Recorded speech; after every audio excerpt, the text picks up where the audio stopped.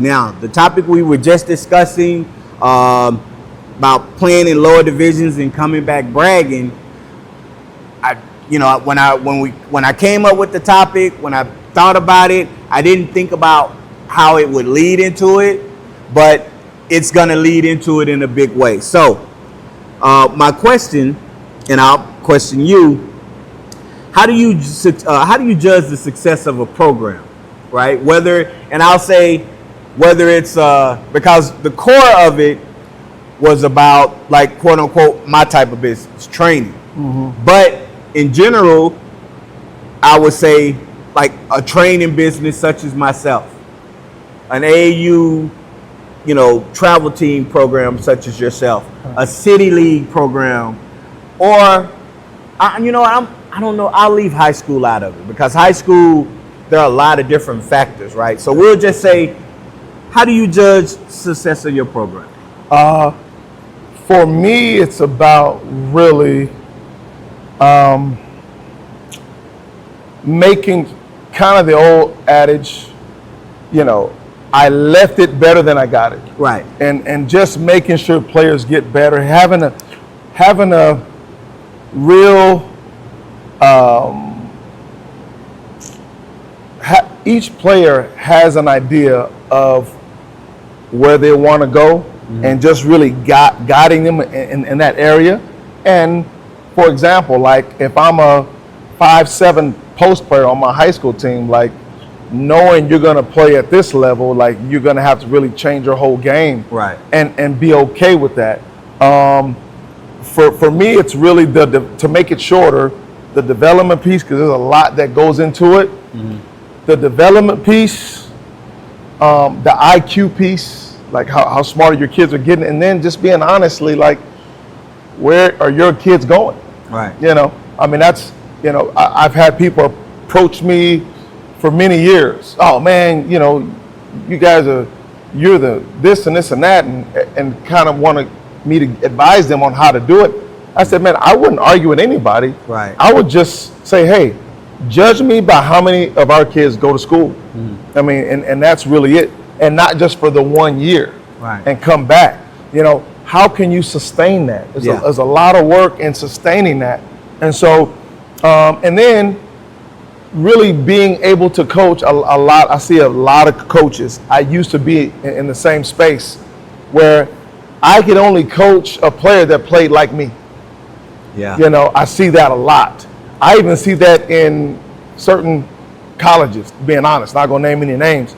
However, you've gotta be able to make sure that you can really coach that high, your best player, all the way down to that 10th player. Yeah. All the way down to that player on 14U who's just learning how to jab step. Right. I mean, and again, what's their plan? Have a plan for each player, and have the resources and understanding of giving them the exact idea or the plan of getting there. That's just how I see it. Right. Well, when I came up with the thought, it's like, well, if you're gonna judge success, you do need to have, like, well, what does success look like? Mm-hmm. Is it wins? Is it improvement, like what you said? Is it kids getting scholarships? Mm-hmm. Is it once kids, and I'll say kids because of what we're our space. Absolutely. Once they finish, do those players, ex-players, tend to gravitate back to you, where they always, reach out to you, how you doing? Mm-hmm. Like in my case, they want to come and train with us. Mm-hmm. In your case, some players come, they're looking. You got one that's coaching.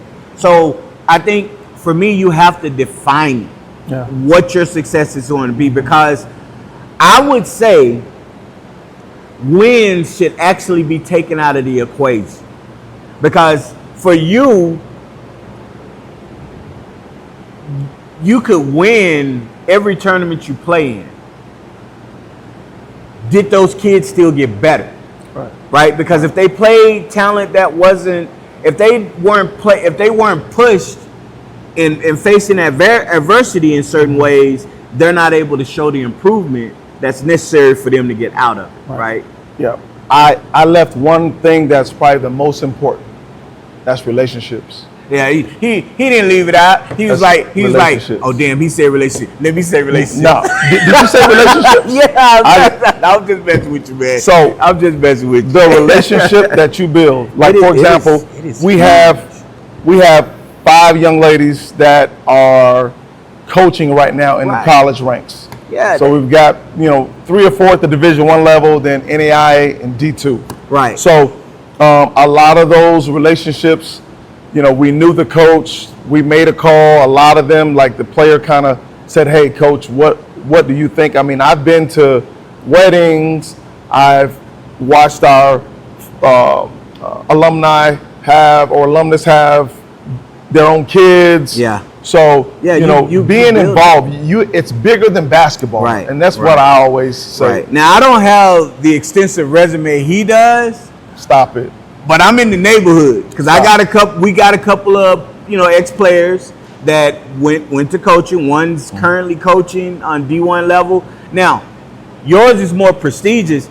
I didn't even view it when I started this as all of the things that have come out of what we do. Mm-hmm. So that's how I judge my success, the success of this program, because as long as we have been doing it, it hasn't gotten stale or it's dropped off. It's actually improved and evolved in different ways that I wasn't even thinking.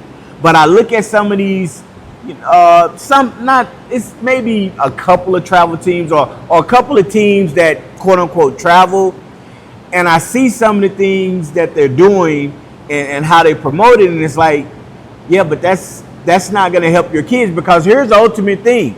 If you're listening, you look at a team that you've had since 5th grade. You've had this team throughout elementary, middle school, into high school.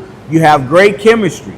But the question is, when you had them, when you were going to start doing these things, what was the purpose of doing these things? Did you say, hey, we're just going to enjoy, play chemistry, have fun, and do what we do?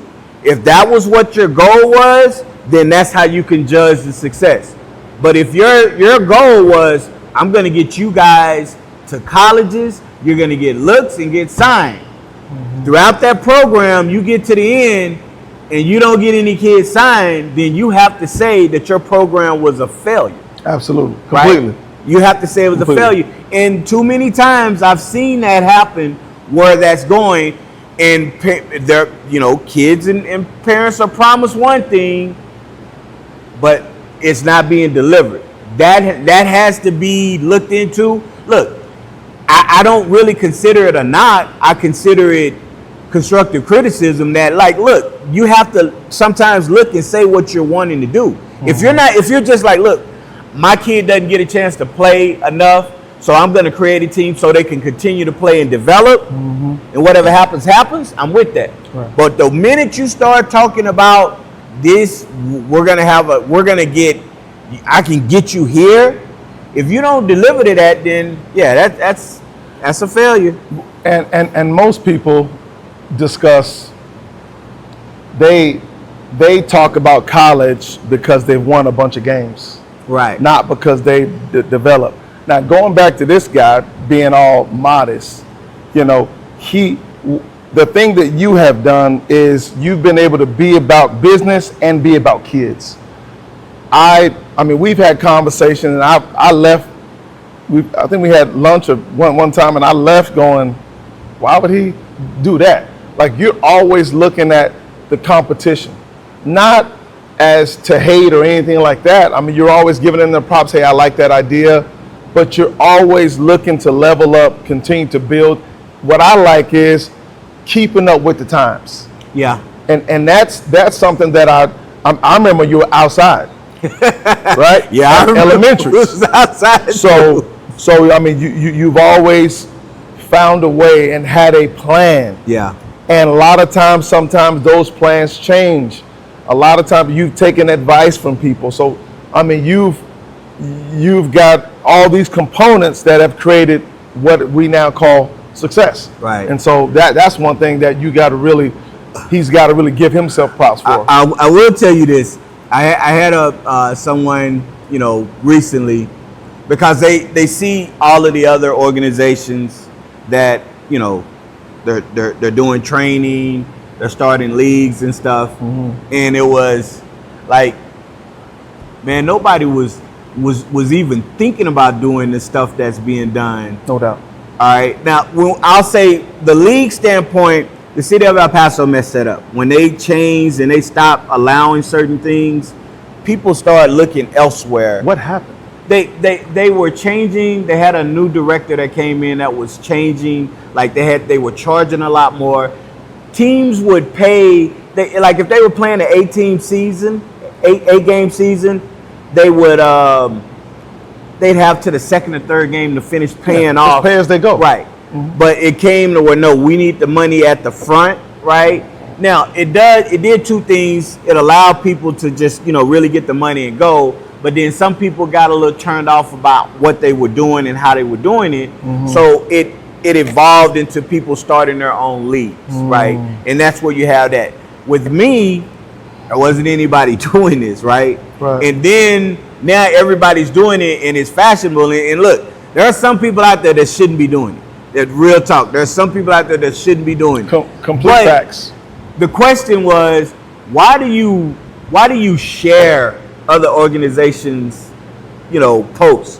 Why do you like other organizations? Because I'm around and I see a lot, and a lot of stuff comes to what, you know, you're pointing to or what you like or share. And I say, look, if an organization sends me something, and if I look at it, if it's like, I'm not going to share something about them training per se. And it's not because I'm hating, it's because, yo, that's your product. Right. You need to promote your product just like I did when I was starting mine. Right? I didn't have anybody that was helping me. I had to learn all of that. But if you're posting a video of one of your kids that got an accolade in some kind of way, and you want to post it on mine or you want to share it to me, I'll share it, because I'm always about helping, you know, if a kid, you know, if some college coach or some scout sees it and asks me questions, I'm going to say you need to talk to them. I'm just sharing it. But the thing is like, it always looks as if you continue to help other organizations. But then they said, I have yet to see something that you've posted that wasn't about anything, that was about something that should have been shared, that another organization shared. Right.